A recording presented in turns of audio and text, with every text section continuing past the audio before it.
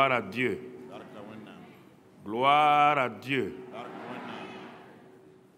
Alors, ce matin, nous allons continuer dans ce mois du témoignage favorable.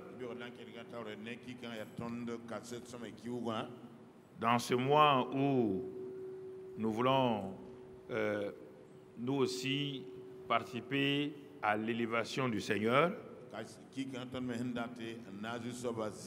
à le glorifier et à l'exalter. Et c'est pourquoi ce mois, nous avons attaqué, faites ce qu'il vous dit, et sur ta parole, je ferai ça, ça, ça, ça. Et nous avons dit, lorsque nous écoutons la parole de Dieu, le Seigneur va nous éclairer point par point. Et il va nous conduire par son esprit à aller de l'avant. Frère, je suis de plus en plus convaincu que la compréhension spirituelle de la parole de Dieu est réellement l'élément fondamental pour que notre vie chrétienne porte du fruit. Quand nous comprenons tout ce que Dieu a dit, ce que Dieu a fait, alors nous commençons à voir ce que nous sommes en Christ. Nous commençons à voir ce que nous avons en Christ et ce que nous pouvons faire en Christ. Il faut bien écouter parce que c'est ce qui nous permet d'avancer. Pourquoi? Parce que j'ai vu beaucoup de chrétiens et même quand les gens viennent dans mon bureau, je les écoute. J'ai vu que le problème, quand ils viennent toujours, c'est que nous avons beaucoup prié, on a jeûné, on a prié, on a jeûné, et il n'y a pas eu de résultat. Donc c'est pour eux, toute la solution de la vie chrétienne là, c'est jeûner et prier.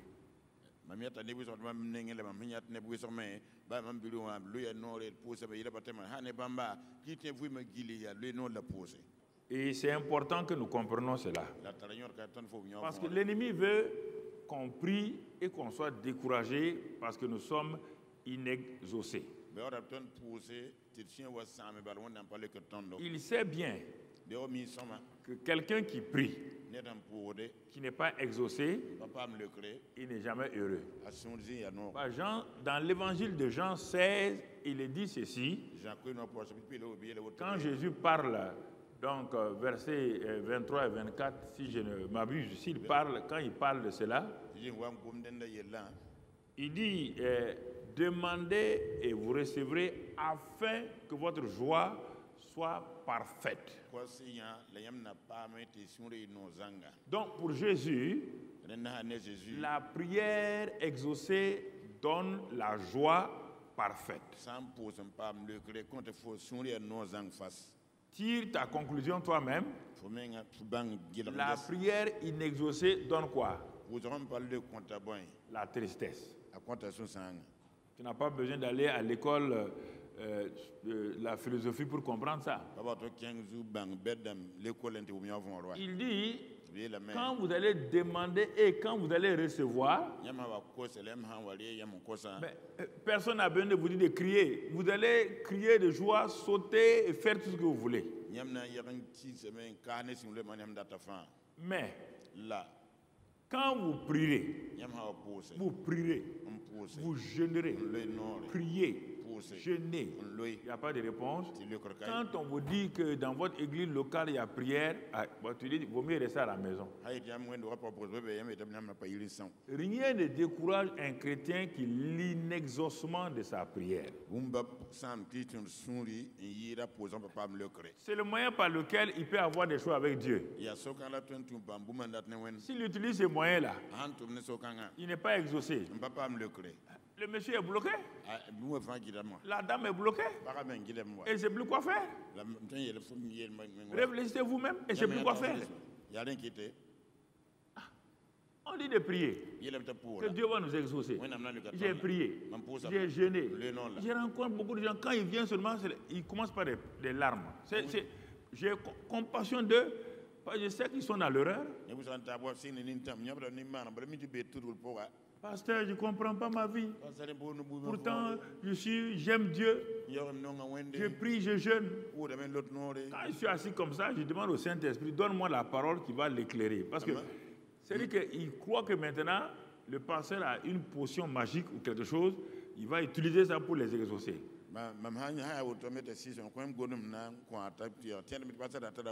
Donc, il faut avec sagesse aller pas à pas.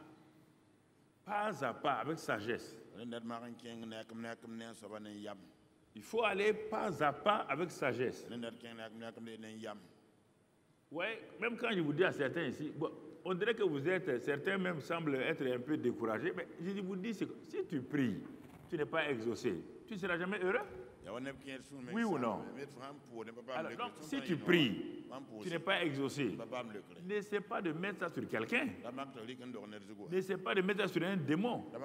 Aucun démon ne peut arrêter la prière de la foi. Aucun démon. Aucun. Aucune malédiction. Christ a pris des malédictions. Tu pries mal. Tu pries tes besoins. On ne prie pas ses besoins. On prie le Père au nom de Jésus. On ne prie pas ses besoins. Prier ses besoins, ça veut dire quoi? Seigneur, tu vois, il y a ceci, il y a cela, il y a ceci, mon père, ma mère, mon frère, mon mari. Ça, c'est prier ses besoins. On ne prie pas ses besoins. On prie le Père au nom de Jésus. Ça, c'est la prière demander et recevoir. Mais quand c'est la prière d'autorité, on ne prie ni le Père, ni le Fils. On exerce son autorité sur Satan et les obstacles. Si c'est l'adoration, là, on adore simplement le Père, on l'adore, on le loue, et c'est fini. Mais ne prie jamais tes problèmes. Ne prie jamais tes problèmes. Tu vas sortir découragé. C'est de ça. Quand on va voir la partie prière après tout ça là, tu vas voir que ce sera facile pour toi de prier maintenant. C'est pourquoi on a commencé depuis un temps le cœur. Tout vient de là-bas. C'est les sources de la vie viennent du cœur. Depuis 2 mois et demi, on a commencé le cœur. Et quand on a parlé du cœur, on t'a montré la bonté de Dieu.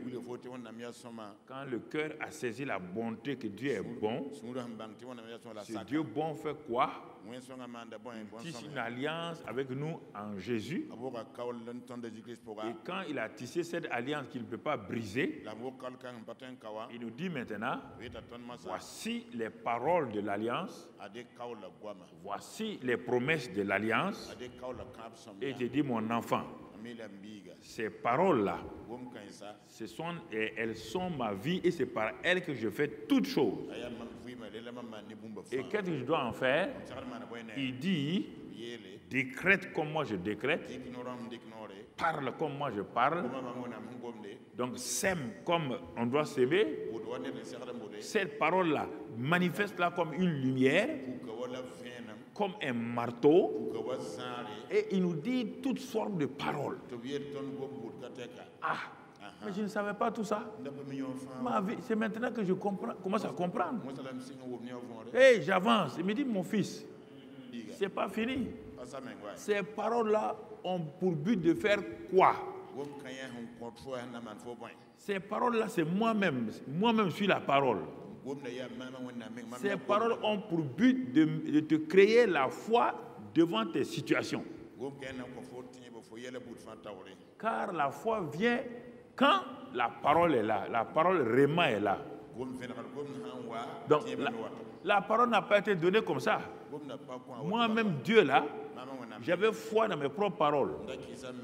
Quand j'ai vu mon problème, quand je voulais créer la terre et qu'il y avait des ténèbres, je n'ai pas demandé à quelqu'un de l'aide.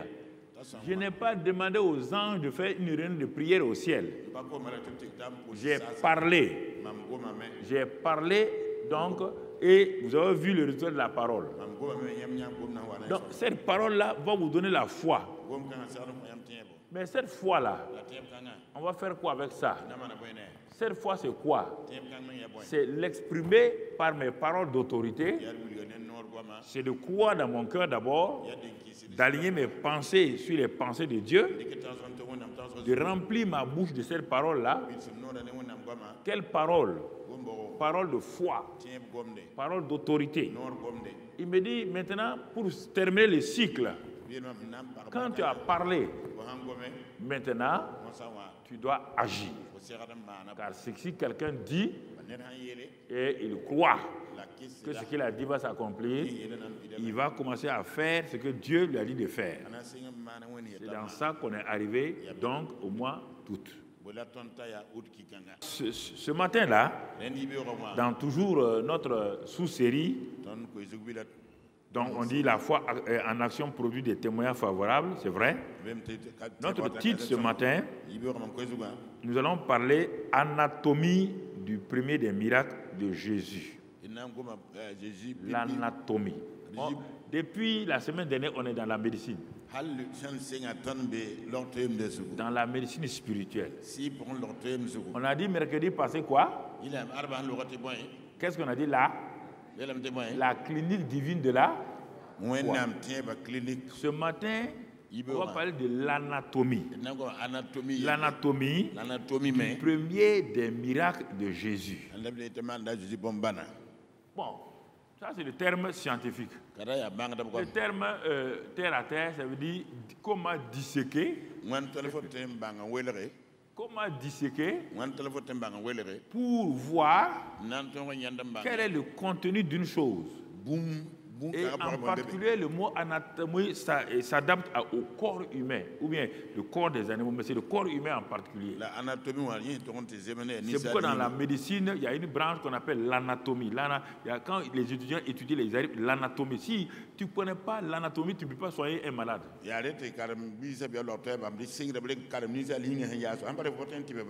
L'anatomie, on t'apprend qu'est-ce que le corps, les nerfs, les muscles, le système nerveux, on te dissèque. Et là, tu vois le corps humain de façon claire.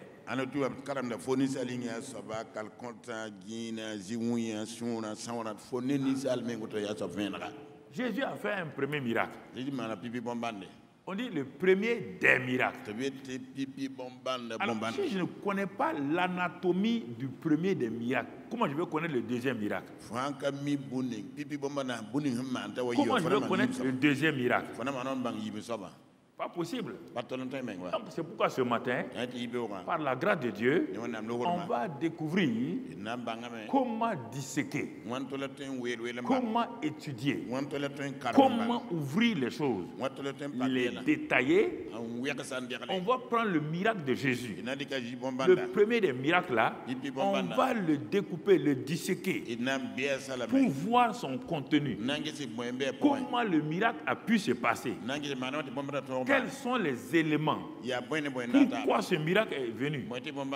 Si tu comprends ça, quand tu veux ton miracle, tu sais comment faire. Donc c'est pourquoi ce mois-là est un mois important.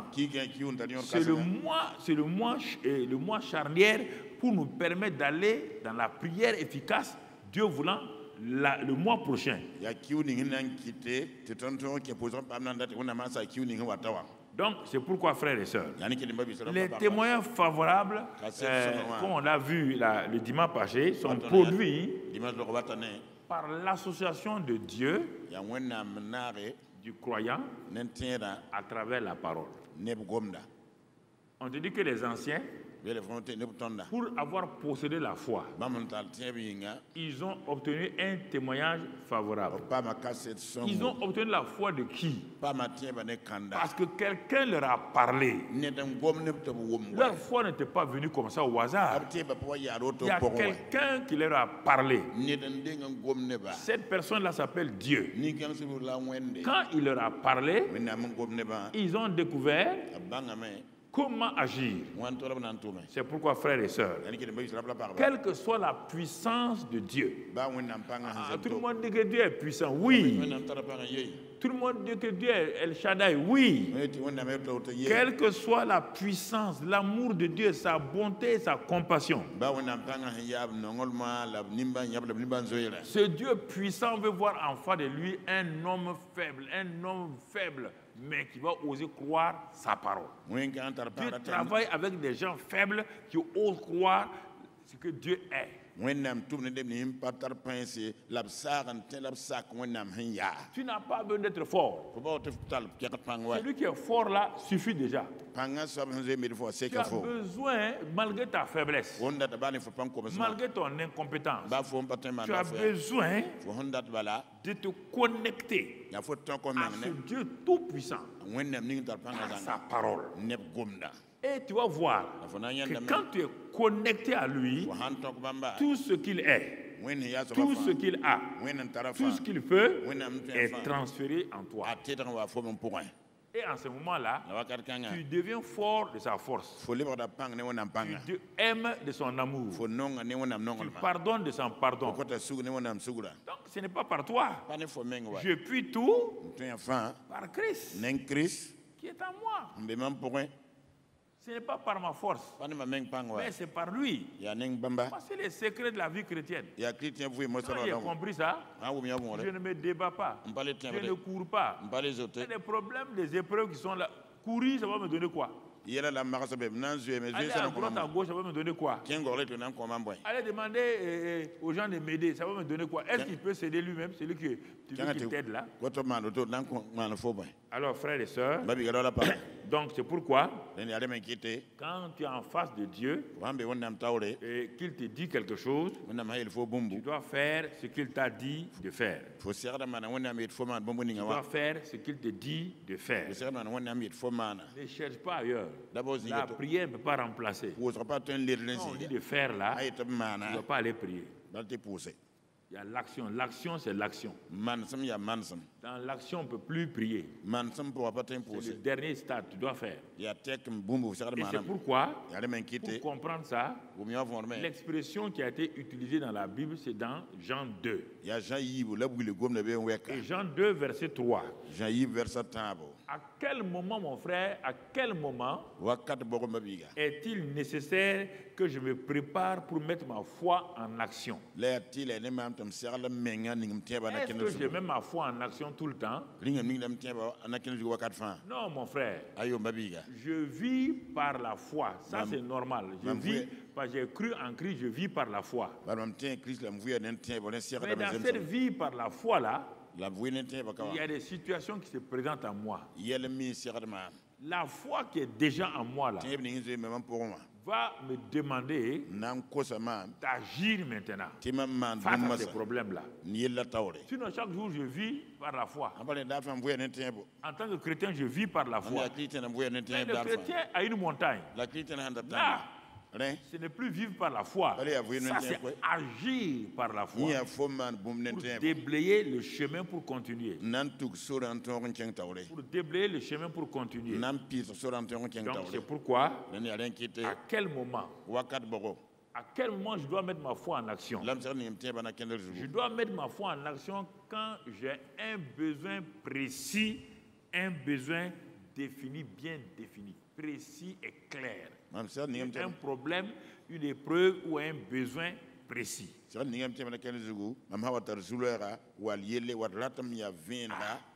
dire qu'en ce moment-là, je suis chrétien en train de marcher, je vais à l'église, voici un problème qui vient devant moi dans ma famille. C'est en ce moment-là, Dieu veut me donner l'opportunité pour que je mette ma foi en action. S'il n'y a pas de problème, il n'y a pas de mettre sa foi en action, on vit seulement par la foi. Mais la foi en action est liée toujours à la situation devant laquelle tu te trouves à un temps T. Et en regardant maintenant ce passage de Jean 2, le premier des miracles, on va lire d'abord le verset 11, Jean 2, verset 11.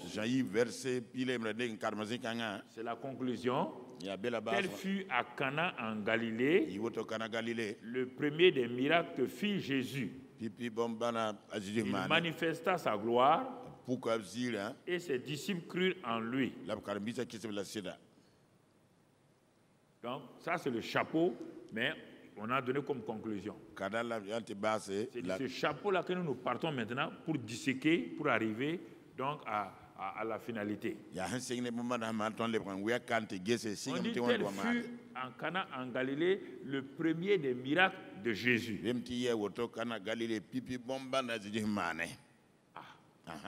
Mais comment ça s'est passé? Allons au commencement. Il ne faut pas lire vite les versets là, puis c'est fini. Il faut aller au commencement. On ne lit pas un livre d'anatomie en 1 heure, 2 heures, puis aller pour connaître l'homme. On l'étudie, on l'examine et on a des travaux pratiques.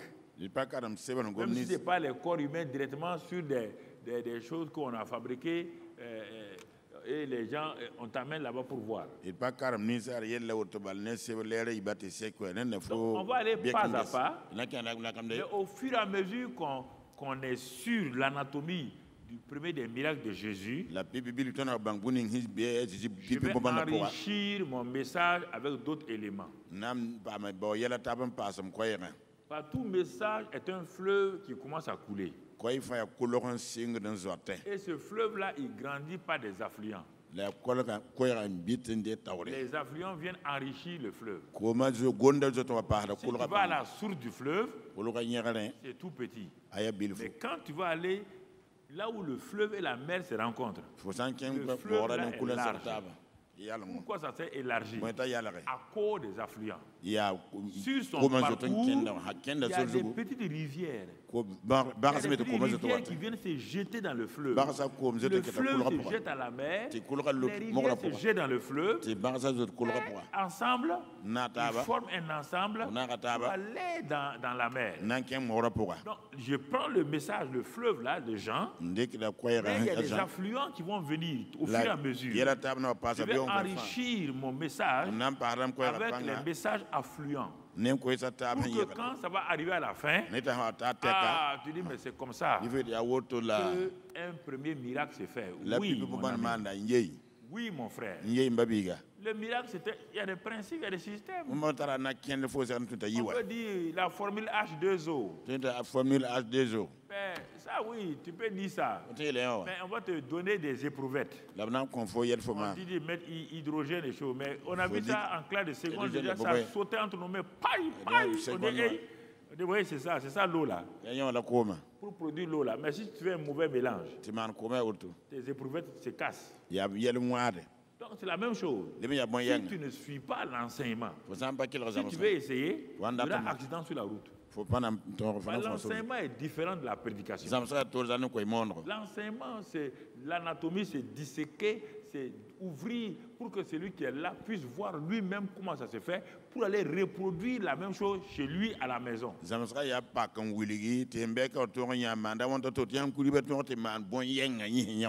On ne va pas à l'école de l'hôtellerie de la restauration pour manger. On va pour apprendre comment on fait les plats, pour aller les reproduire. C'est l'exemple naturel là qui vous aide à aller de l'avant. À l'école de l'hôtellerie, on va te demander comment on coupe un oignon rapidement. On va te dire, pour faire vite, on te dit, quand on prend ça, le type, devant toi, tu es étonné. Quand il prend, c'est pas moi, un légume là, il a son couteau. Mais il a appris, au début il a appris, il s'est coupé les doigts. Il ne faut pas essayer de faire tout ce qui... Tu vas couper ton doigt, laisser là-bas. Il faut bien apprendre et puis ensuite les travaux pratiques. Dans toute chose, s'il n'y a pas de travaux pratiques, tu ne peux pas apprendre. Et les travaux pratiques, c'est t'asseoir chez toi. Relire. examiner les détails et commencer à pratiquer. Et on va voir comment ça marche. Alors, dans Jean 2, verset 3, Jean 2, verset 3, on a dit quand est-ce qu'on doit mettre sa foi en action, il faut un besoin. Quel est le besoin? Le vin ayant manqué. Voilà ici le problème. Le premier des miracles a pu se faire parce qu'il y avait un besoin précis, il y avait une situation précise. Le vin ayant manqué. Il n'y a plus de vin. Voilà la situation. Et là, n'ayant plus de vin, naturellement, là où ils étaient là, ils ne pouvaient plus avoir de vin parce que tout le vin qu'ils avaient était fini. La seule chose, c'était d'arrêter le mariage là, demander qu'on aille jusque dans les boutiques là, chercher du vin pour amener. Mais ça va prendre du temps. Le vin ayant manqué. Prends ça. Laisse l'expression ayant manqué là. Et mets à la place du vin là tes propres problèmes.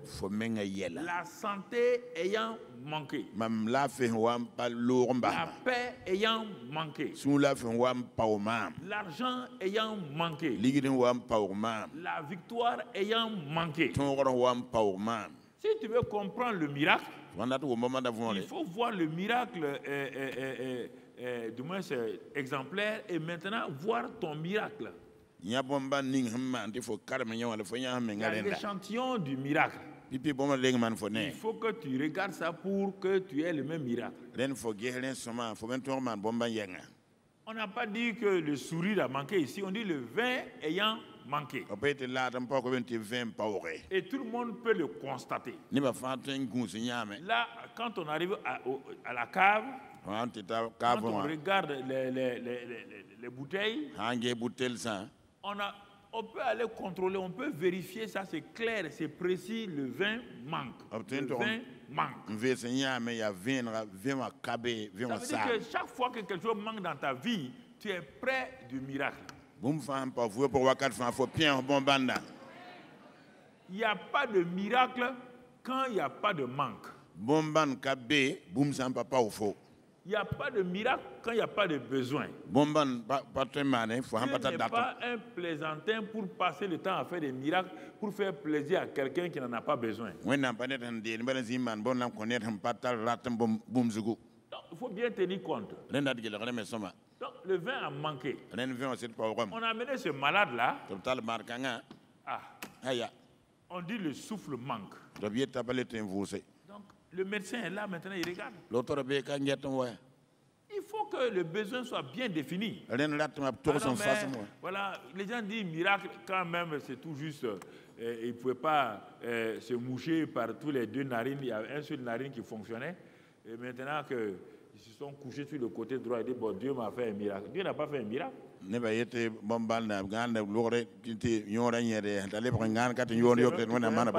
connais pas les lois du sommeil. Si tu te couches sur le dos là, il y a problème. Ceux qui se couchent sur le ventre là font des pressions et ils ont des problèmes. Ceux qui se couchent sur le côté droit, l'estomac est là-bas, les éléments sont là-bas. Le côté droit, il y a un problème. Le côté gauche, la circulation sanguine est là-bas, le cœur, tout est là-bas. C'est ça le meilleur moyen pour se coucher. Il y a des choses qu'il faut savoir. Naturellement. Et il y a le spirituel à côté. Le Dieu du naturel là, c'est le Dieu du spirituel. Le vin a manqué. Qu'est-ce qui manque dans ta vie? Mais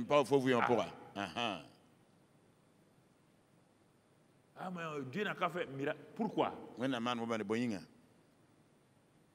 Des gens ont trouvé Jésus. Si tu fais tel miracle, on va te suivre. Jésus dit non, non. Moi, lui, il ne fait pas de miracle pour faire des miracles.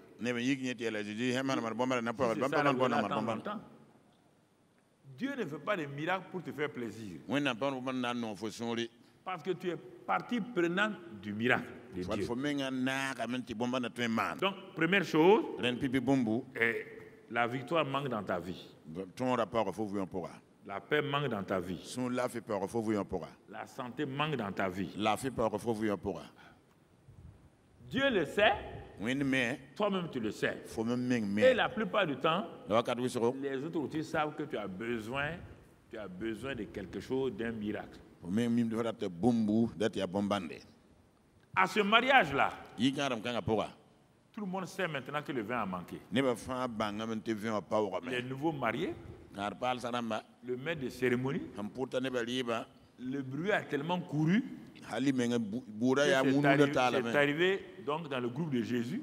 Il était assis quelque part. Tout le monde savait maintenant qu'il y a un problème. Et le problème était bien défini. On n'a pas dit que les poulets ont manqué. On n'a pas dit que le pain a manqué. On dit que le vin a manqué. Oh, c'est l'élément important d'un mariage à l'époque. Qu'est-ce qui manque dans ta vie et qui est essentiel et qui est important et qui peut amener des troubles dans ta vie? Dès qu'il y a ça, prépare-toi pour suivre donc l'anatomie et tu vas voir donc le miracle s'est passé dans ta vie. Comme je l'ai dit, je vais prendre un premier affluent pour venir enrichir le message du fleuve donc de Canaan.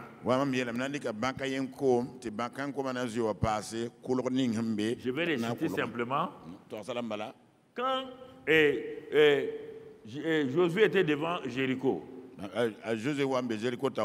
lui aussi, il avait un problème. La ville était barricadée. Personne ne pouvait entrer. Personne ne pouvait sortir. Il fallait que Jéricho bouge.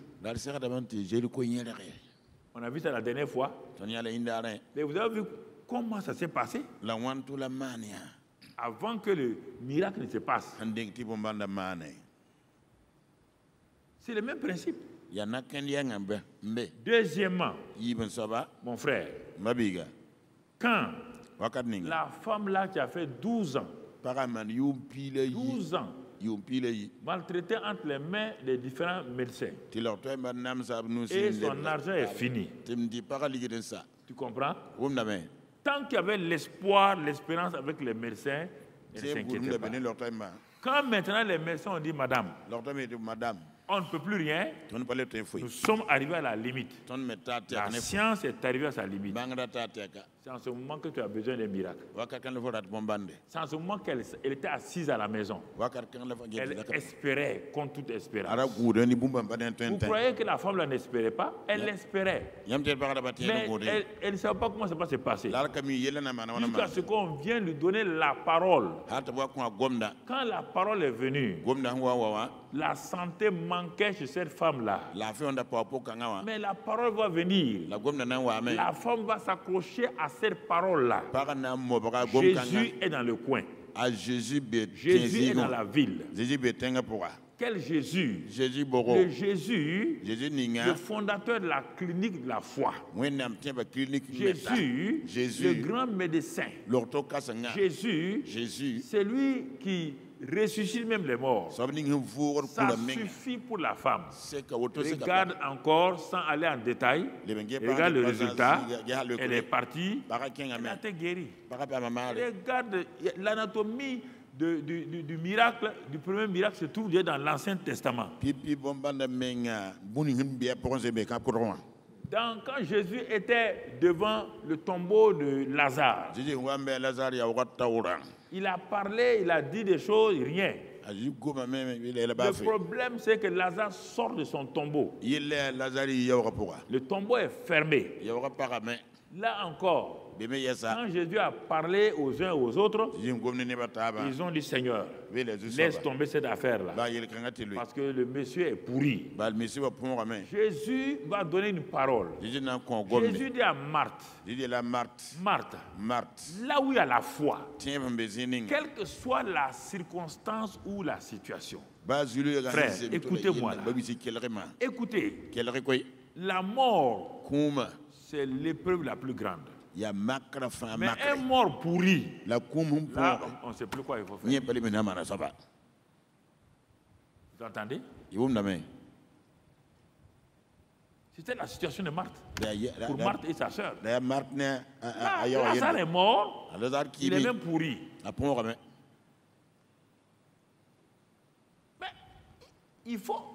Je t'ai dit que c'est la rencontre de Dieu, de l'homme à travers la parole. Le premier miracle de Jésus, c'est ça. Dieu en chair est là. Ceux qui ont besoin du vin sont là. Mais il manquait la parole. Tant que la parole n'est pas sortie, il n'y a rien. Ils ne se sont pas mis à prier Jésus, prier Seigneur, se mettre à genoux, faire un miracle. Non. Le miracle ne viendra pas de la prière. Le miracle est lié à la parole.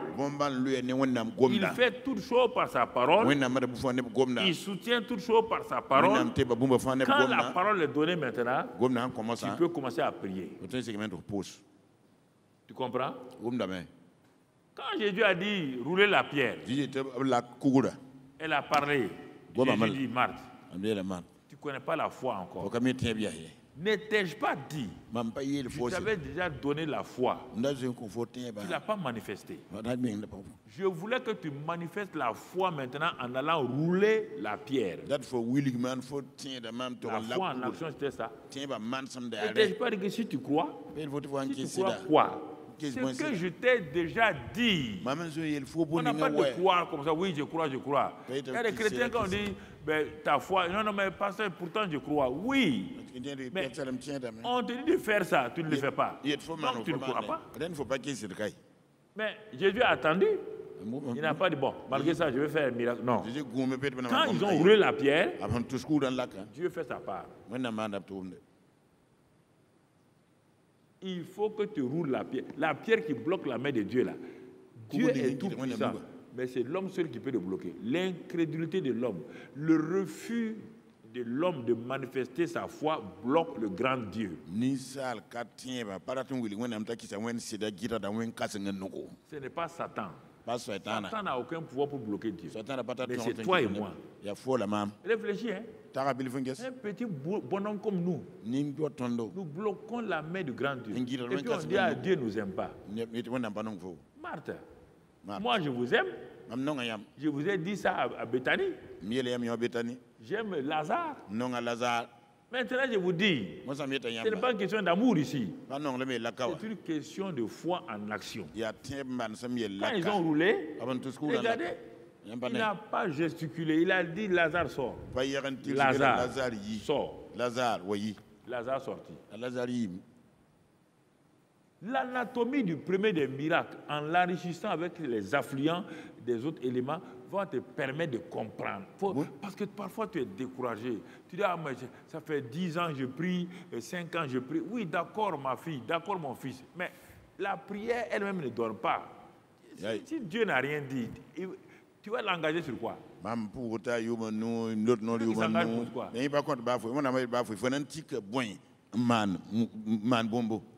Je ne t'ai pas promis de donner demain 10 000 francs. Tu viens me dire, donne-moi 10 000 francs. Ah, maintenant, si je veux, ouais, je le donne. Sinon, je ne t'ai pas promis. Mais si je t'ai promis ça, c'est avec joie. Je prépare les 10 000 francs posés. Dès que tu arrives, ah, il dit, mais tu es venu. Ça, c'est bien, tu as eu la foi en action. Les gens disent, on va prier. Donc, ta prière va obliger Dieu à te répondre. Ça, tu as déjà vu ça où?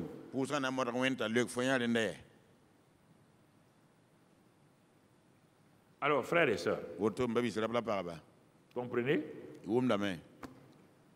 Dans le cas d'Abraham, c'est la même chose. Dans le cas de l'homme né aveugle, c'est la même chose. Personne n'a jamais vu ce miracle-là. Jésus dit, va te laver au réservoir de Siloé. Et tu verras. Vous le savez. S'il était resté disséqué, du moins se discuter, parler, rien ne se passera.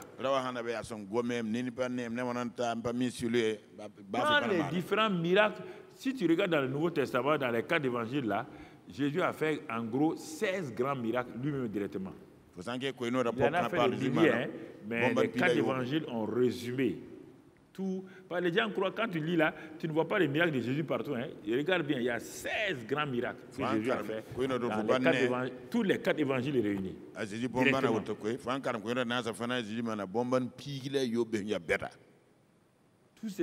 Tous ces miracles-là ont un but, c'est de nous enseigner dans chaque domaine comment on fait ces miracles-là. Il n'a pas besoin d'en faire, il en a fait beaucoup. C'est pourquoi Jean dit, si on voulait tout écrire, le Saint-Esprit a fait saisir des exemples pour nous donner.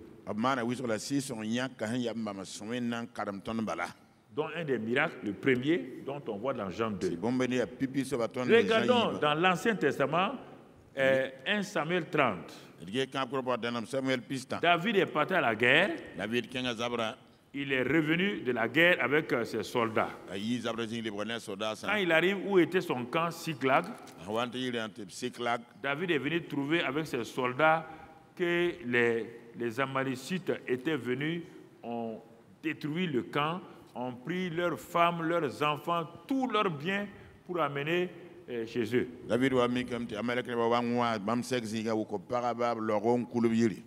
Mon frère, ça c'est une situation. Maintenant, David l'homme moins, ce n'est pas son onction qu'on a besoin. On n'a pas besoin de son onction ici. David savait que son onction ne pouvait rien faire. Sa puissance ne pouvait rien faire.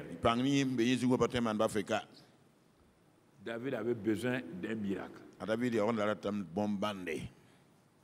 Par rapport d'abord à ses propres soldats. Par rapport à ses propres soldats. Tous les soldats, ces vaillants hommes-là pleuraient parce qu'il n'y a pas un vaillant homme, il n'y a pas un seul vaillant homme sur cette terre-là. Quand ta famille est partie comme ça, tu peux, c'est-à-dire que les larmes là vont sortir même par tes oreilles.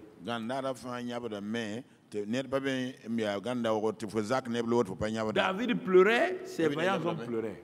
Mais il y a toujours la fin aux larmes. Quand les larmes se cessent là, la réaction. Ils ont oublié que c'est David qui les a amenés dans la caverne d'Adoulam et il les a formés pour être des vaillants. Ils ont oublié tout ça. L'homme oublie. Quand il y a un problème, l'homme oublie ça. Il y a un qui a dit, vaut mieux on va se tuer, mais avant de se tuer, on va tuer d'abord David. Comme le gars est très fort, que chacun ramasse ses cailloux. 400 hommes avec des cailloux, des commandos. David est au milieu. Si ce n'est pas un miracle, qu'est-ce qui va se passer? Si jamais il ose se mettre à genoux pour dire, oh Dieu Tout-Puissant, les cailloux vont venir sur lui. Le miraculeux, frère, a ses règles, ses lois spirituelles. Il faut bien comprendre. Bien comprendre. C'est une intervention instantanée parfois. Et il est dit ici, ils élevaient la voix et pleuraient jusqu'à ce qu'ils n'eussent plus la force de pleurer. Maintenant, David fut dans une grande angoisse, verset 6. Car le peuple parlait de le lapider. Parce que tous avaient de l'amertume dans l'âme. David reprit courage en s'appuyant sur l'Éternel son Dieu. Premier élément qui va amener le miracle dans la vie de David, il reprit courage en s'appuyant sur la présence de Dieu en lui. Dieu a dit que je suis avec toi. Le psaume 23, c'est tout ça là qui fait le résumé du psaume 23. Il dit,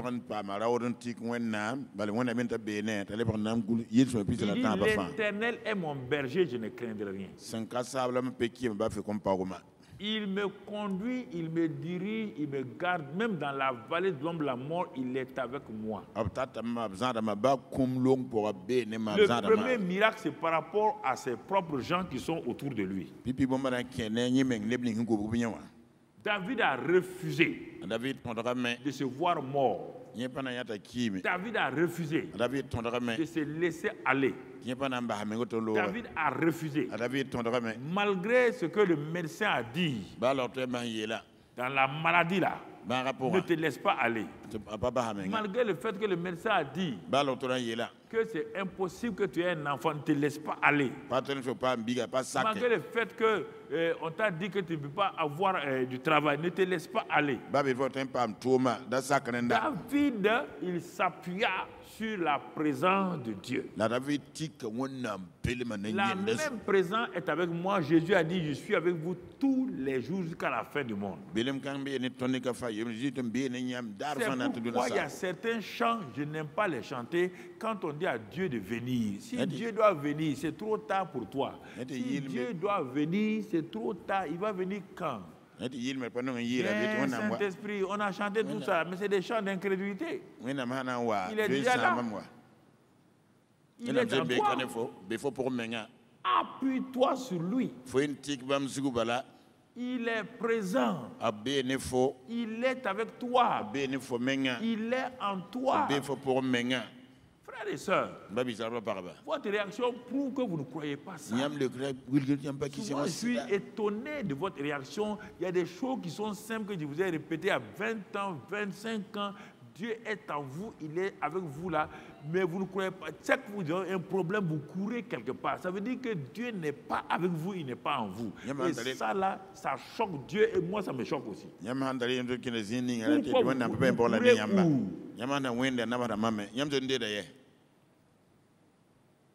Vous courez où? Qui a la présence de Dieu? Il est en vous. Il est avec vous. David s'appuya à le Dieu du ciel. Mais le Dieu qui a dit qu'il est avec lui. Même dans la vallée de l'homme de la mort, je suis avec toi.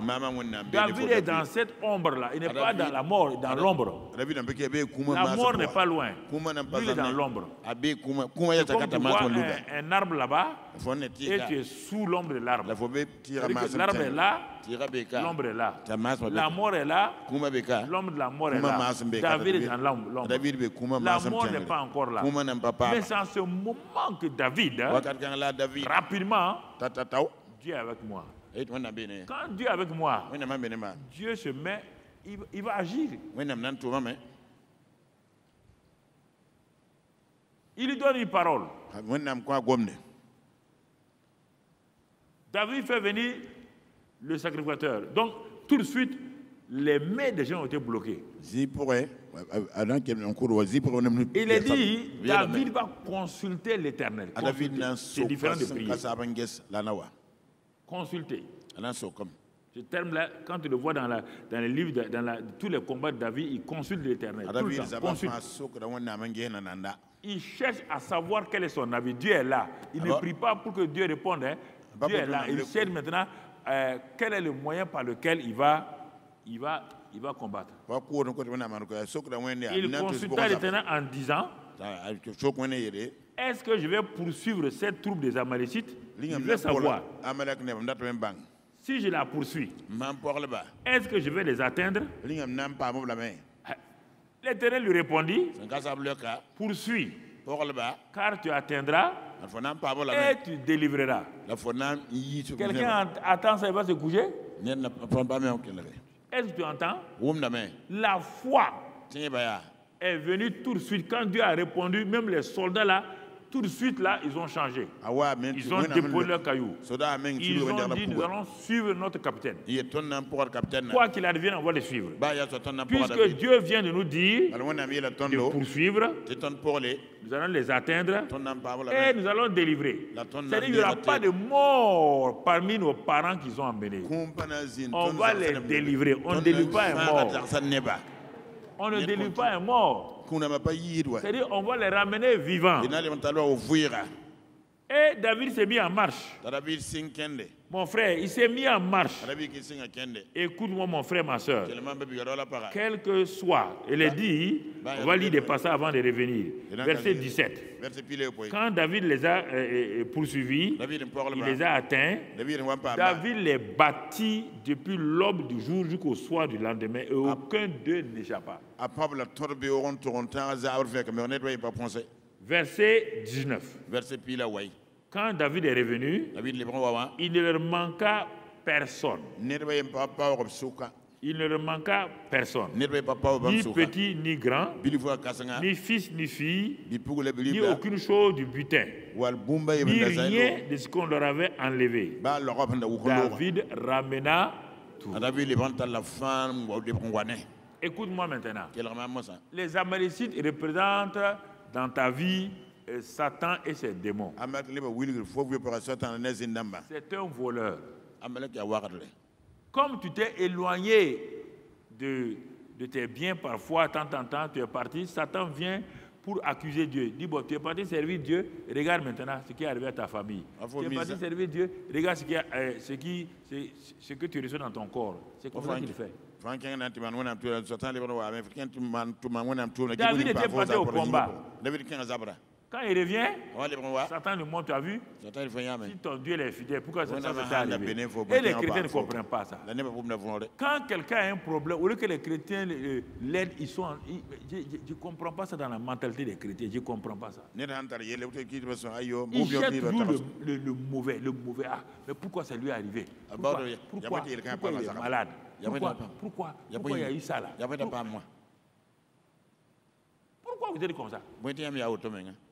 Vous pouvez avoir quelque chose de bon, de positif dans votre tête? Ah. Pourquoi? Mais écoute-moi, mon frère. Dès le moment où il a entendu la voix de Dieu,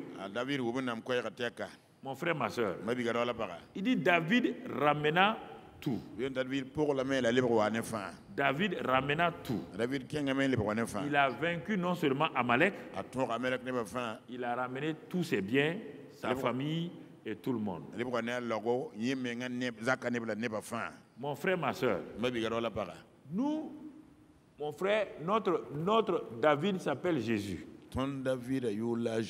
Il a vaincu Satan. Il a dépouillé Satan. Et il a ramené tout à la vie. Écoute-moi, mon frère, ma soeur. Écoute-moi, mon frère, ma soeur. La Bible dit dans le livre des Proverbes que si quelqu'un vole, si on trouve le voleur là, il doit restituer 7 fois ce qu'il a volé. Restituer 7 fois ce qu'il a volé. Jésus a trouvé ton voleur, il l'a vaincu. Jésus l'a dépouillé. Tu dois dire à ton voleur là, tu me restitues 7 fois ce que tu m'as volé. Il faut lui, c'est une loi spirituelle. Tu comprends? Au tribunal des hommes là, quand tu as volé, tu restitues ce que tu as volé, il y a des amendes qu'on te donne. Même le tribunal des hommes. Si Satan t'a volé ta santé, dis-lui tu ramènes la santé là et tu même renouvelles même maintenant. Tu ramènes tout ce que tu as volé. Frères et sœurs, nous ne comprenons pas les lois spirituelles. Nous ne comprenons pas les lois spirituelles. Tu comprends? Lester Sumrall, il est maintenant dans le ciel. Un homme qui avait une foi ferme. Quand tu partais à ces réunions, il y a lui et puis un autre deuxième, Chambak. Quand tu vas à leur réunion, ben mon frère, toi-même, Tu as assis ta foi là et oublié d'agir.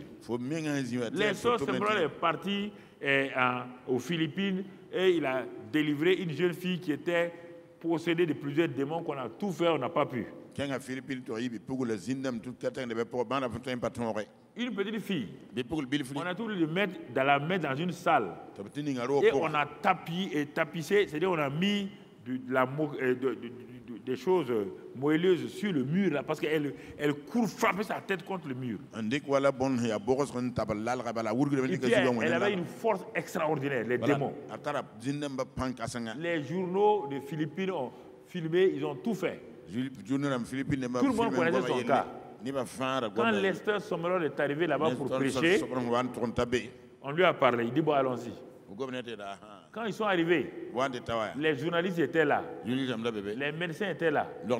On a dit, bon, ses parents étaient là. On a dit, il n'a qu'à prier à travers la vitre. Il dit non. Lui, il rentre dans la cage. Les gens ont dit non, le pasteur ne peut pas rentrer. La fille là, la force qu'elle a là, 7 hommes puissants ne peuvent pas l'arrêter. Il ne peut pas rentrer. Il a dit bon, il a dit, est-ce que vous savez que je ne rentre pas seul? Je rentre avec la présence de Dieu. Est-ce que la fille là peut terrasser Dieu? Est-ce que les démons là peuvent terrasser Dieu? Il est rentré. Il a dit de fermer la porte.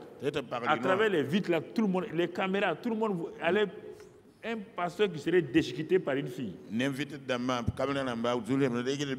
avançait vers la fille. La petite fille est devenue comme un monstre. Elle a sorti ses griffes pour tenir sur Lester Sommerol. Lester Sommerol a dit au nom de Jésus, tu n'as aucun pouvoir. La fille est tombée. Elle s'est relevée encore. Au bout d'un moment donné, Lester Sommerol a dit, Satan, c'en est assez.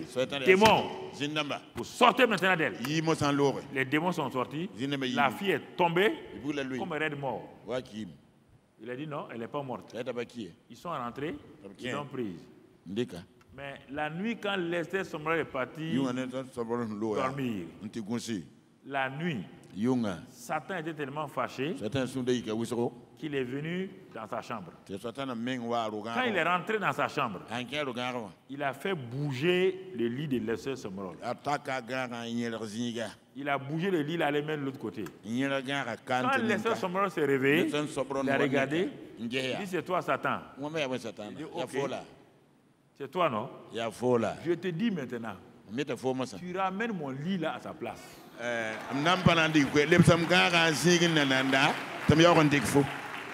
Il dit, mon lit là est de ce côté. Toi tu l'as mis là. Au nom de Jésus, tu ramènes mon lit là. Avant de bouger, tu ramènes le lit.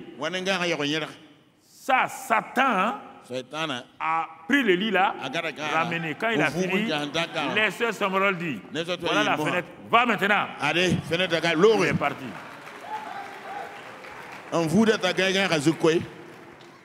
Lester Sommerol. Quand tu es assis à ces réunions, parce qu'il n'a pas développé ça quand il avait 40 ans. C'est quand il a commencé à arriver dans les 60, 70 ans, 80 ans, que ce niveau-là est venu. Parce qu'il comprenait maintenant tout. Il comprenait comment Dieu agit. Il comprenait comment le miracle peut venir. C'est ça que je vous amène au nom de Jésus. Alléluia. Alléluia. Dans le nom de Christ Jésus. Mon frère, ma soeur, écoute-moi. Écoute-moi. Satan ne peut pas voler et puis tu n'as pas le droit de il faut lui dire de restituer ce qu'il t'a volé. Là où tu es assis maintenant, ce qu'il t'a volé là. Dis-lui, si Satan, dis-lui que tu l'as trouvé. Dis-lui que tu l'as trouvé. Tu comprends? Quand Jésus a vaincu Satan, il l'a dépouillé. Tout ce qu'il a volé aux hommes là. Jésus a dit, d'aller déposer ça au commissariat spirituel du royaume des cieux. Tous les objets volés sont remis au commissariat. Il a dit à Satan, j'étais dépouillé.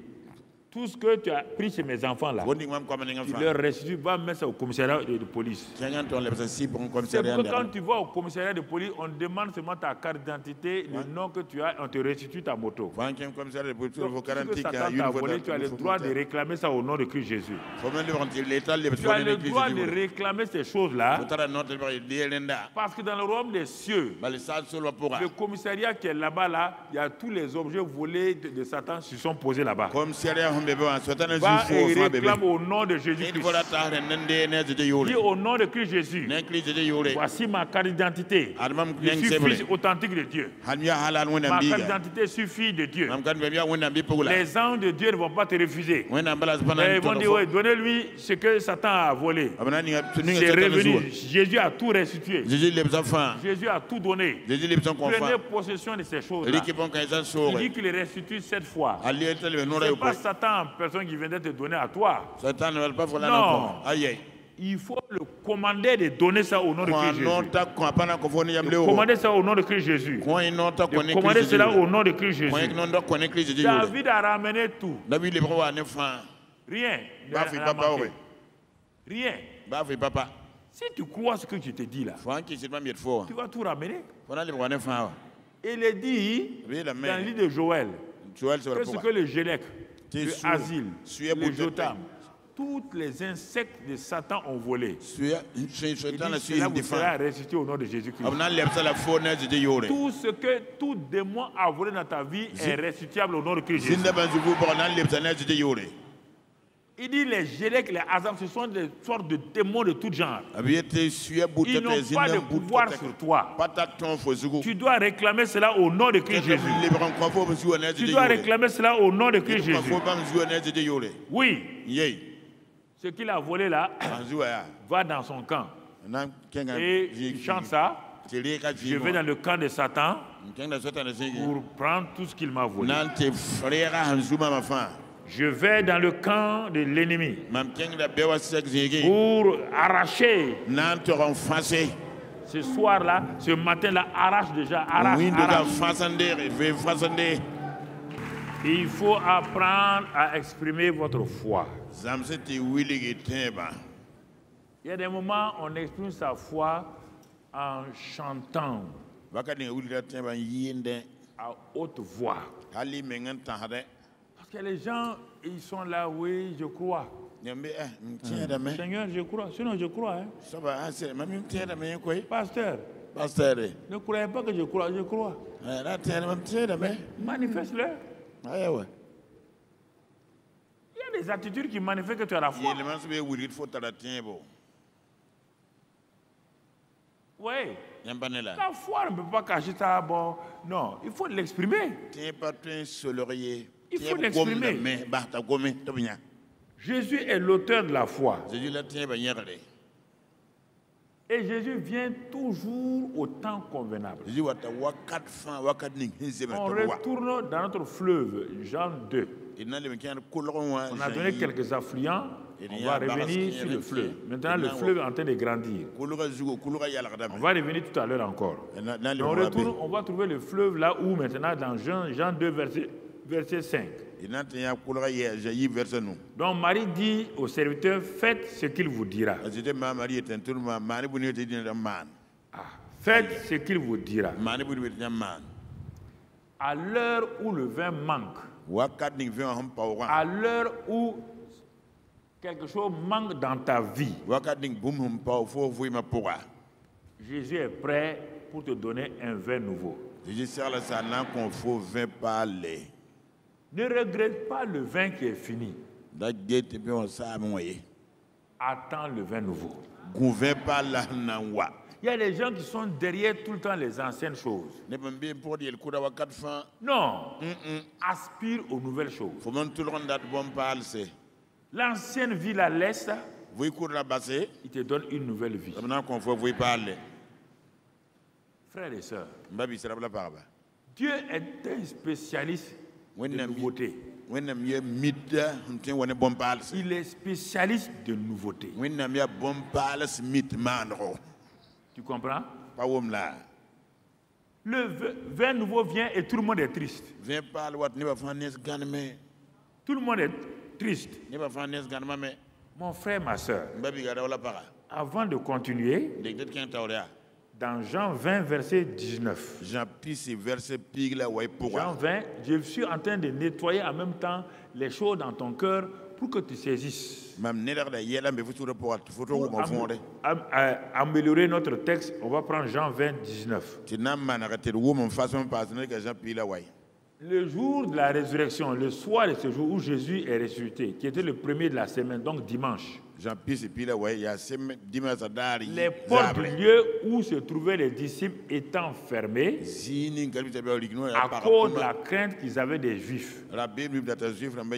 Jésus vint et se présenta au milieu d'eux. Il leur dit, la paix soit avec vous. À l'heure où toutes les portes sont fermées et rien ne peut vous permettre d'être en contact avec le Seigneur. À l'heure où il n'y a même pas d'issue pour vous, où la peur vous a envahi, la peur vous a paralysé, où la paix a quitté vos cœurs, c'est en ce moment-là que Jésus choisit de venir. Mais il vient comment? Est-ce que les portes qui sont fermées là, est-ce que Jésus a besoin de portes? Il est lui-même là. Est-ce qu'on peut fermer une porte devant la porte? Si une porte est fermée, il crée une porte dans ta vie au nom de Jésus.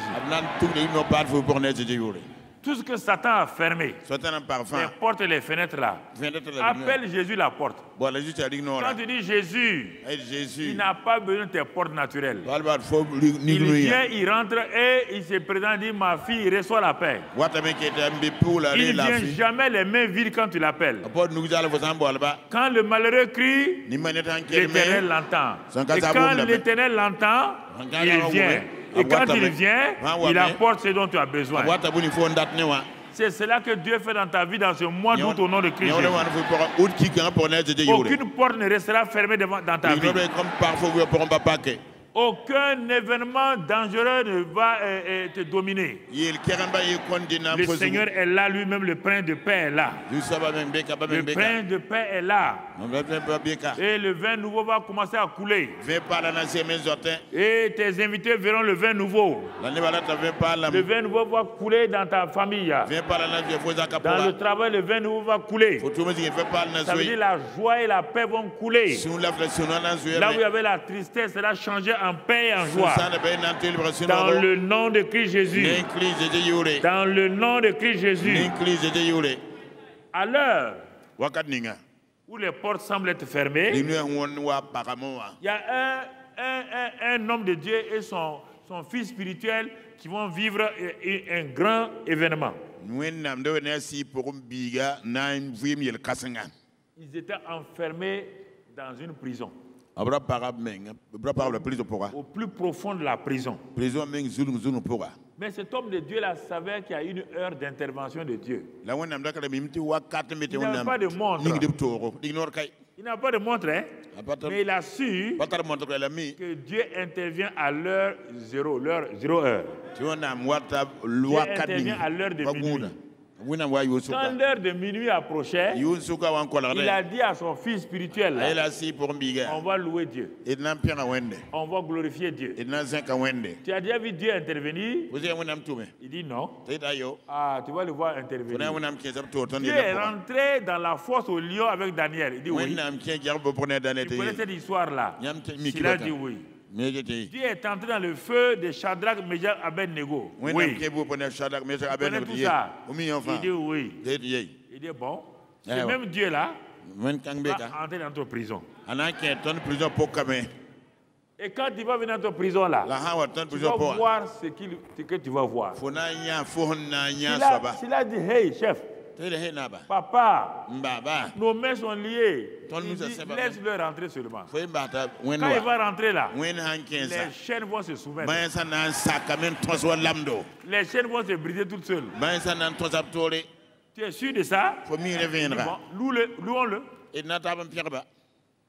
C'est ça ta part. Tu peux louer Dieu, non? Quand rien ne va, loue-le. Pas attendre Dieu. Non, loue-le. Glorifie-le. Cherchez un cantique. Chante. Ils ont commencé à chanter à l'heure de minuit. Dieu dit, il y a une fête en bas. Les gens disent, il y a quelle fête? Il dit, non, mais vous ne voyez pas là-bas? Regardez. Il dit, ah oui, nous on a vu d'autres fêtes où les gens dansent. Il dit, c'est pas ça, c'est pas ça. Il y a une fête où on est en train de me louer. Moi, quand on me loue, j'aime ça beaucoup. Alléluia. Alléluia. Alléluia. Dieu a enlevé un pied pour descendre. Il n'est même pas encore descendu. Les murs ont dit, hey. Écoutez-vous. La Bible dit que porte, élevez vos linteaux. Car qui vient? Le roi de gloire. Le roi de gloire vient dans ta vie au nom de Jésus. Tous les linteaux vont se renverser. Les murailles vont se renverser. Le roi de gloire vient dans ta vie au nom de Jésus. Le roi de gloire va envahir ta prison. Tes chaînes sont brisées. Les murs sont tombés. Et tous les prisonniers qui sont avec toi sont libérés. À cause de toi seul, le bateau est sauvé. À cause de Paul seul, le bateau a été sauvé. À cause de Paul et Silas, tous les prisonniers ont été sauvés. À cause de l'intervention de Dieu dans ta vie, tes parents, tes amis sont sauvés. Dans le nom de Christ Jésus. À l'heure minuit, rien ne peut résister à Dieu. Alléluia. Alléluia. Au nom de Christ Jésus. Amen. Amen. À l'heure de la mort, la vie est en train de venir. Jairus part demander à Jésus. On m'a dit que tu pries pour les malades et les malades sont guéris. Donc viens imposer les mains sur mon enfant. Pour Jairus, il a trouvé un bon médecin. Jairus va découvrir plus que ça. Au moment où il partait à la maison, on vient dire à Jairus, ce n'est plus la maladie. Dis au médecin Jésus là, il est retourné. Maintenant, l'enfant est mort. Est-ce qu'ils savent que Jésus est la vie? Est-ce qu'ils savaient ça? Ils le connaissaient comme un grand médecin. Est-ce qu'ils le connaissent comme Jésus la vie? C'est ça. Est-ce que Marthe savait que Jésus est la vie? Est-ce que Jairus savait que Jésus est la vie? Jésus a dit, il n'y a pas de problème. Si je mets fin à mon état de médecin ici, maintenant la mort, je vais rentrer dans une autre dimension. Allons à la maison. Ils sont allés à la maison. Tout le monde pleurait. Tout le monde était triste. Quand la vie vient quelque part, la tristesse se change en joie. Le deuil devient, mon frère, danse cha-cha-cha. Dès que Jésus est rentré, il a dit, on dit où est la fille? Attention, hein, la fille est morte. Hein. J'ai dit où est la fille? Il part, il prend sa main. Il dit Talita Kumi. Talita Kumi. Talita Kumi. Talita. Et la fille a fait quoi? Tout ce qui est mort dans ta vie, Talita Kumi. Talita Kumi. Je proclame que tout ce qui est mort dans ta vie, Talita Kumi. Talita. Talita Kumi. Lève-toi. Marche. Oui ou non? Brusquement, la maison de deuil est devenue maison de joie. Que toute forme de tristesse dans ta vie se transforme. Parce que Jésus est entré dans ta vie. Jésus est venu dans ta vie. La grâce de Dieu est venue dans ta vie. Mon frère, ma soeur, assois-toi encore un peu. On revient sur notre fleuve. Dans Jean 2, verset 7 maintenant. On a fait d'autres affluents. On est en train d'aller vers la mer. Le fleuve est en train de grandir. Jean 2, verset 7. Qu'est-ce qu'il dit là-bas? Et Jésus leur dit, remplissez d'eau ces vases. On va arriver maintenant à notre message proprement dit, faites ce qu'il vous dira. On est en train de disséquer, on va arriver à la dernière partie. Remplissez d'eau ces vases. Et il est rempli jusqu'au bord. Puisez maintenant. Et portez-en à l'ordonnateur du repas. Et ils en apportèrent. Quand l'ordonnateur du repas eut goûté l'eau changée en vin, ne sachant d'où venait ce vin, tandis que les serviteurs qui avaient puisé l'eau le savaient bien, il appela l'époux et lui dit, tout homme sert d'abord le bon vin, puis le moins bon après qu'on s'est enivré. Toi, tu as gardé le bon vin jusqu'à présent. Toi, tu as gardé le bon vin jusqu'à présent. Écoutez, frères et sœurs, maintenant la partie importante. Jésus dit, remplissez d'eau ces vases. Jésus te dit, mon enfant, le miraculé est à ta porte. Celui qui fait le miracle là est déjà en toi. Il dit, ce que je te demande, ton cœur là, c'est ça le vase. Remplis ça d'eau de la parole. Tu veux voir le miraculeux régulièrement? Remplis d'eau, laisse que ton vase, qui est ton cœur là, soit rempli régulièrement de la parole de Dieu. Pas de temps en temps. Il a pas de temps en temps. Il a dit à Josué, le succès permanent n'est pas de lire la Bible de temps en temps, mais fais de telle manière, Josué, si tu veux posséder Canaan de façon permanente, pas quelques victoires seulement, que ce livre que Moïse t'a laissé là, qu'il ne s'éloigne point de tes yeux ni de ta bouche, médite-le jour et nuit, remplis ton cœur de cette eau de la parole. Et c'est alors que tu auras du succès. Et c'est alors que ta vie va prendre une autre tournure. Ce que je veux vous laisser ce matin, c'est cette partie principale. Remplissez d'eau quotidiennement, régulièrement vos cœurs de l'eau de la parole de Dieu. Le vin n'est pas encore là. Mais l'eau là est inodore, incolore. L'eau n'a pas de goût, n'a pas d'odeur. C'est pourquoi les gens méprisent l'eau de la parole. Nous, on veut le vin. Le vin sent bon. Le vin est bon à la bouche. Mais tu nous donnes l'eau. C'est l'eau là, cette eau là, incolore, inodore là. Cette eau là qui n'a pas, il n'y a pas de couleur là-dedans. Il n'y a pas de goût là-dedans. Il n'y a pas d'odeur là-dedans. C'est le moyen le plus grand pour que tu vives le miraculeux régulièrement. Remplissez d'eau ces vases. Et ils ont rempli. Faites ce qu'il vous dira. Et ils l'ont fait. Frère, je t'en supplie, sœur, si tu remplis ton cœur de la parole de Dieu, quand les circonstances viennent dans ta vie, elles vont venir trouver que ton cœur est déjà rempli de la parole de Dieu. Ton cœur est... En ce moment, tu ne peux pas te lever pour chercher. Quand tu es déjà troublé, tu ne trouveras aucune parole pour te réconforter. Mais si tu es rempli de la parole, comme Jésus l'a dit, il dit devant le tribunal, devant les tribunaux, il dit ne t'inquiète pas.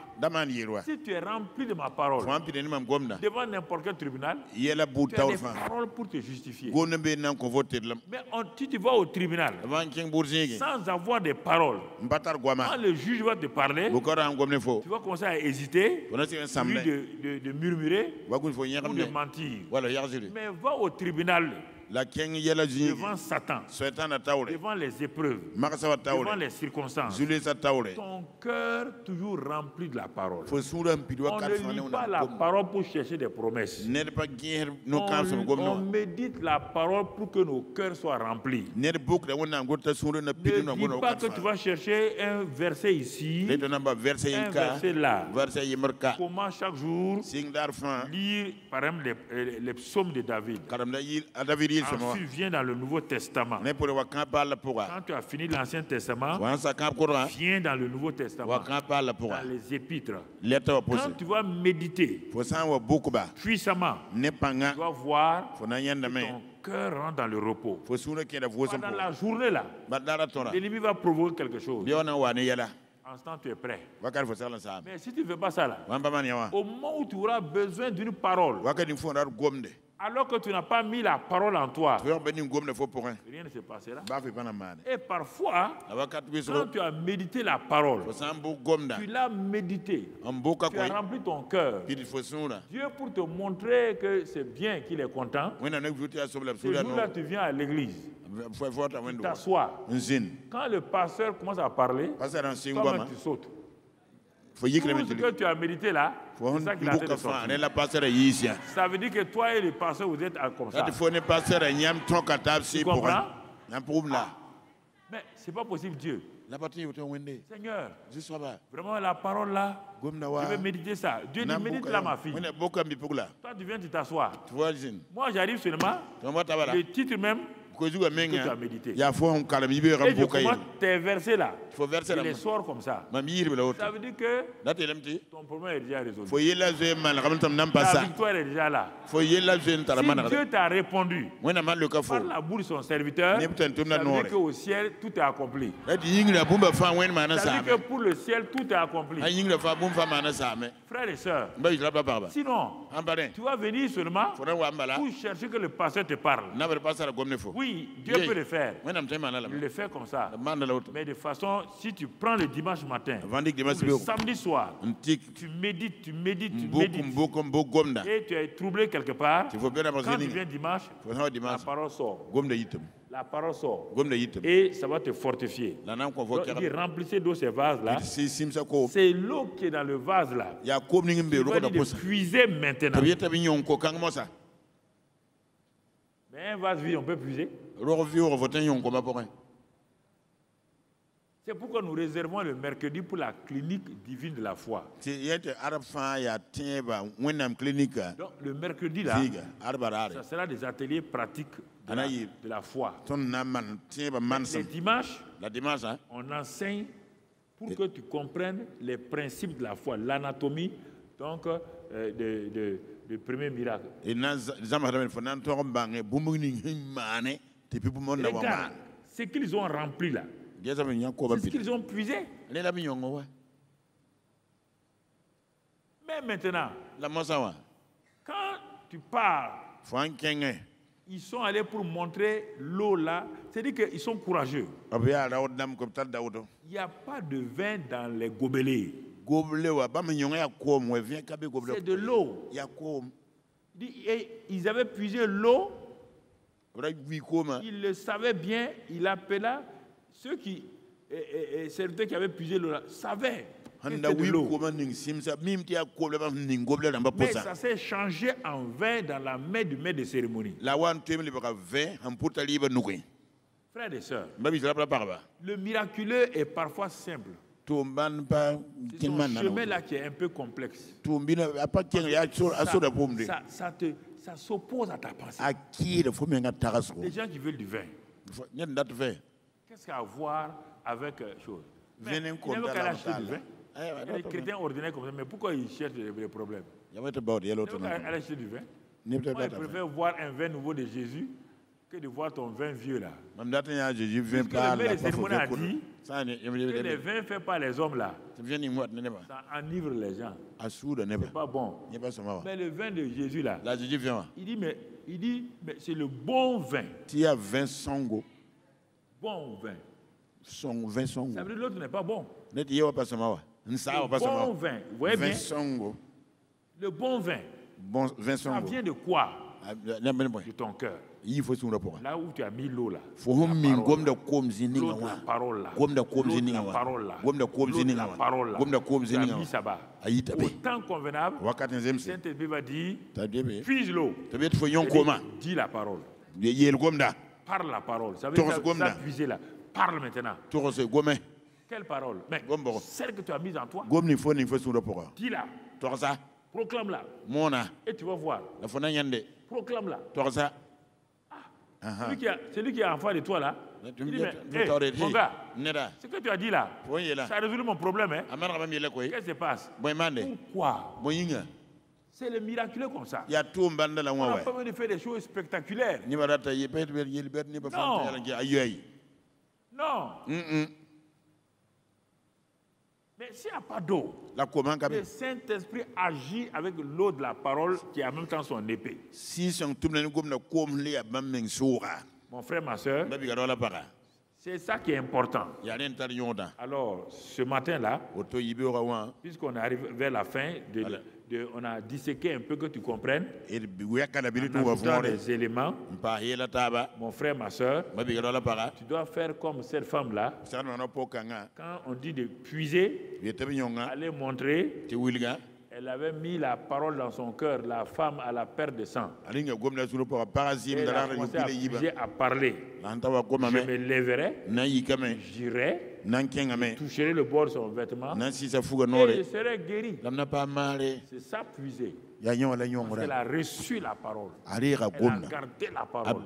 Maintenant, elle puise par sa bouche. Elle puise par sa bouche. Et elle va vers Jésus. En allant à Jésus. Quand elle a touché Jésus là, c'est-à-dire que c'est le gobelet qu'elle a donné. C'est comme le gobelet. Et quand elle a fait ça, elle a reçu quoi? Une puissance qui est rentrée dans son corps, qui a arrêté la perte de sang, et la vie est venue dans son corps. Il faut remplir ton cœur toujours de la parole. Et autant qu'on Dieu va dire, parle, puise, agis.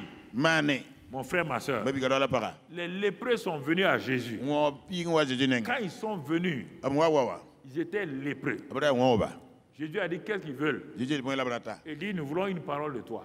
Nous voulons que nos cœurs soient remplis d'une parole. Parce que la lèpre extérieure là ne pourra pas partir si l'intérieur là n'est pas rempli de la parole. Vous oubliez, chaque fois le miracle de Dieu vient de l'intérieur vers l'extérieur. Ça ne vient pas de l'extérieur. C'est la parole que tu as reçue là, que tu as gardée là, tu as veillé sur ton cœur là. C'est cette parole là qui sort au temps convenable. Cette parole-là qui se manifeste. C'est pourquoi Jésus leur a dit, voilà la parole que je vous donne. Vous savez, un lépreux qui n'est pas guéri, quand il va à la synagogue, c'est un mort. C'est un mort. Parce que la loi de Moïse dit de les lapider. Si vous croyez ce que je suis, si vous voulez travailler avec moi, si vous voulez rentrer en collaboration avec moi, voilà la parole que je vous donne. Allez simplement vous montrer au sacrificateur. Il avait dit, ils sont quoi? Ils sont quoi? Puisqu'on ne montre que le lépreux guéri au sacrificateur. En disant d'aller vous montrer là, ils sont guéris malgré la lèpre qui était sur la peau. Malgré l'eau dans le gobelet. Ils sont allés montrer le vin. Ils ne sont pas allés montrer l'eau. Ils sont allés montrer le vin. Malgré la lèpre, ils s'en vont se montrer pour qu'on les déclare guéris et puis ils vont rejoindre leur famille. Est-ce que tu comprends? Va te laver au réservoir de Siloé. Ça veut dire que tes yeux sont quoi? L'eau de la parole. Il faut d'abord la recevoir. Et puiser. Ça veut dire agir, parler, et faire la chose. Donc tu vois, quand tu suis ça un peu, le miraculeux dépend de toi parce que le Seigneur est déjà prêt. Il est prêt à tout moment pour faire le miracle. Mais toi, tu n'es pas prêt, parce que ton cœur n'est pas rempli d'eau de la parole de Dieu. Il n'est pas rempli de l'eau de la parole de Dieu. Et ils sont partis. Ils sont partis. Nous sommes guéris. Ils n'ont pas regardé leur peau. Comme les serviteurs n'ont pas regardé l'eau. C'est ça qui défie notre pensée, notre mentalité. Les gens disent non, les gens vous lavent le cerveau. Comment ils racontent des histoires. C'est ça qui fait que tu manques le miraculeux dans ta vie et que Dieu vient. Dieu est là, il veut te faire goûter au bon vin, mais tu manques ça à chaque fois.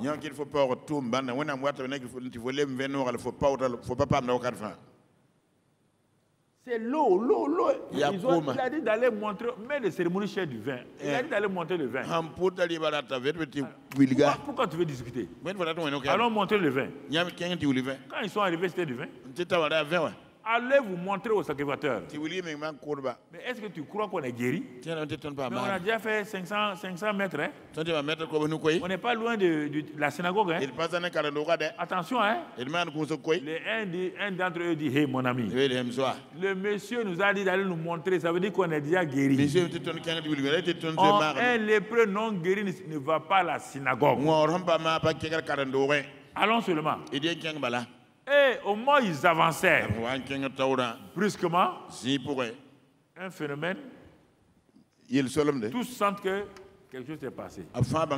Ils sont tous guéris, purifiés. Ils ne sont pas allés à la synagogue. Non.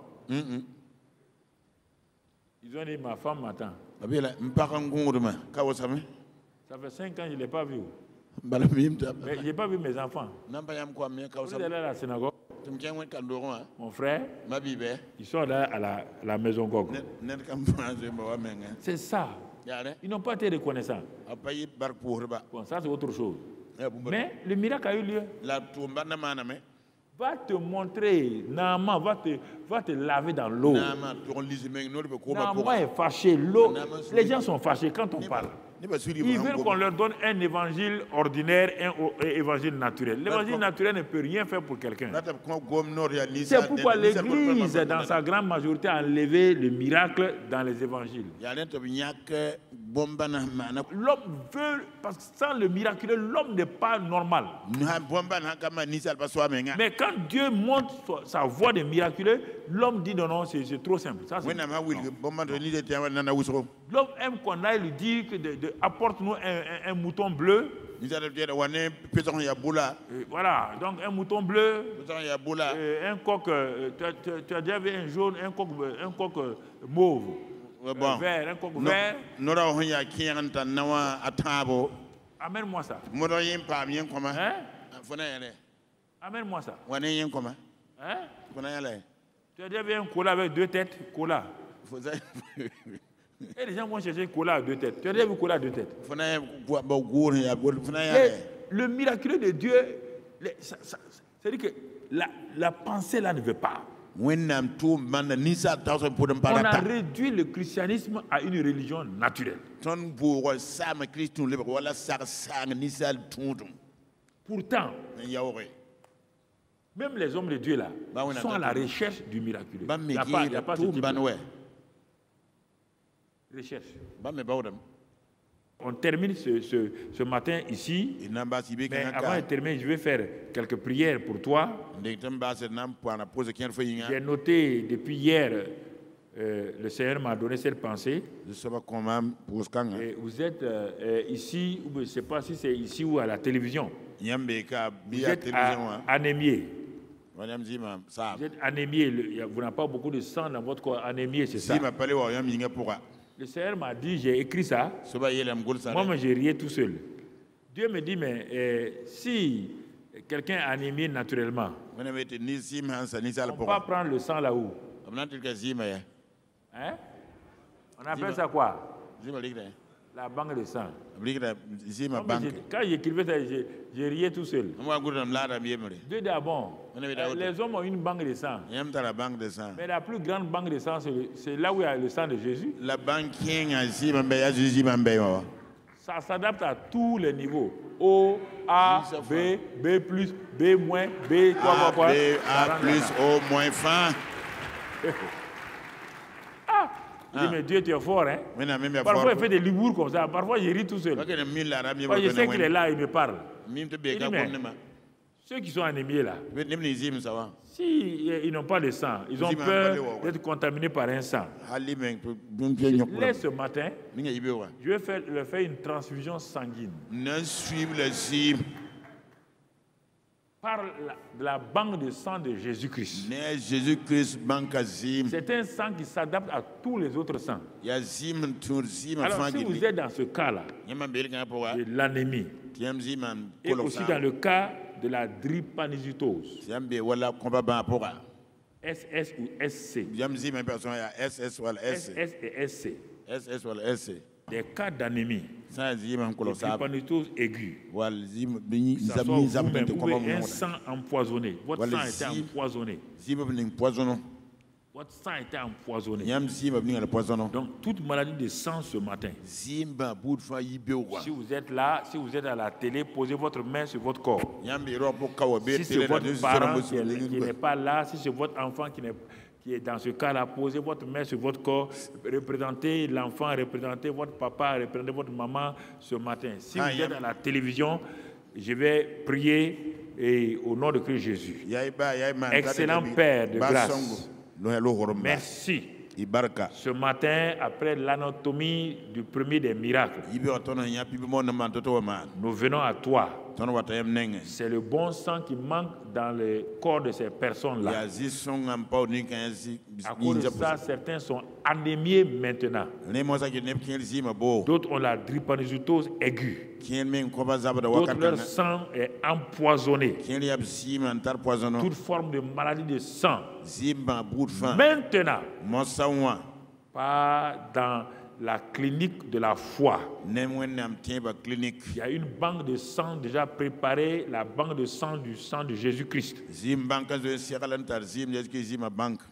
Père, que le Saint-Esprit de Dieu maintenant fasse la transfusion de ce sang dans leur corps. Corps anémié. Corps ayant la drépanocytose aiguë. Corps ayant le sang empoisonné. Toute maladie de sang. Vous êtes soumis maintenant à la puissance des meurtrissures de Jésus-Christ. Votre identité est détruite au nom de Christ Jésus. Et le Seigneur maintenant fait la transfusion sanguine par le pouvoir du Saint-Esprit dans les corps. Corps, recevez cette transfusion sanguine dans le nom de Jésus. Recevez cette transfusion sanguine dans le nom de Jésus. Merci pour ce premier des miracles. Car la vie est dans le sang, Seigneur. Et ce premier des miracles, tu leur donnes la vie maintenant. Tu les restaures totalement ce que l'ennemi a volé.